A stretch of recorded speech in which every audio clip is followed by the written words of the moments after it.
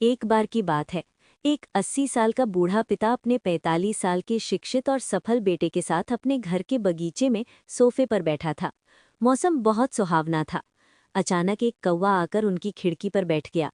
पिता ने बेटे से पूछा, बेटा वो क्या है? बेटे ने उत्तर दिया, वो एक कौवा है। कुछ मिनट बाद पिता ने फिर से वही सवाल पूछा, बेटा वो क्या है? बेटे ने कहा, पिताजी मैंने अभी आपको बताया वो एक कौवा है। थोड़ी देर बाद बूढ़े पिता ने तीसरी बार वही सवाल पूछा, वो क्या है?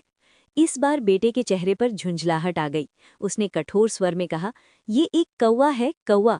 क्या आपको समझ नहीं आता? कुछ देर बाद पिता ने चौथी बार फिर वही पूछा, बेटा वो क्या है?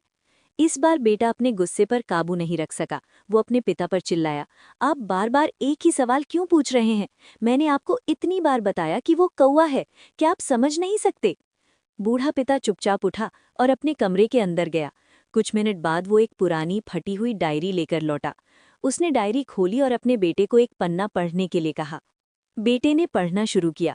डायरी में लिखा था, आज मेरा छोटा बेटा जो 3 साल का है मेरे साथ बगीचे में बैठा था। तभी वहां एक कौवा आया। मेरे बेटे ने मुझसे 23 बार पूछा कि वो क्या है और मैंने उसे 23 बार जवाब दिया कि वो एक कौवा है।